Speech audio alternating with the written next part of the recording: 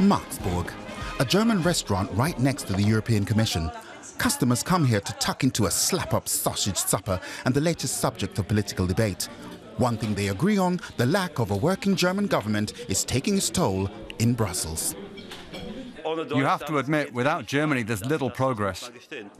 For Belgians, of course, having no government is not unusual. There's no dressing down to be had in Tintin's homeland for struggling to form a coalition. At the start of the decade, the country went 19 months without a government.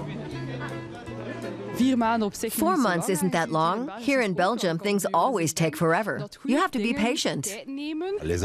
Germans are so well organized. Even without an official government, I'm sure the country is ticking over just fine. At the EU's headquarters in the city, however, it's no laughing matter. Waiting for Germany has led to frustration and frayed nerves.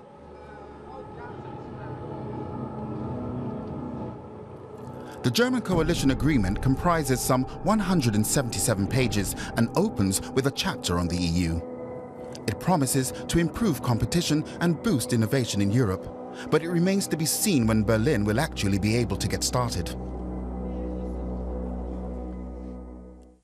Meanwhile, the president of the European Commission, Jean-Claude Juncker, is still reluctant to berate the Germans. After all, the coalition agreement mentions the word Europe 312 times by his count, including the title. Where else can you find a government that commits to European issues from the start? But words aren't enough. European Parliament members in the Social Democrat camp warn political impasse in Germany means the same in Brussels. With the daily work in the European Parliament, it's lack of maybe these initiatives we were used in the past when Germany had a leading role. Now it's maybe more passive player. Centrists agree that the inaction in Berlin has to finally end. The EU has urgent matters to address, such as its future budget, a pressing issue, especially with Brexit on the horizon. We're already working on formulating our wishes, our proposals, taking position on the 7-year budget. We should finalize the process before the end of term of the European Parliament. Germany's absence is felt all too acutely in Paris.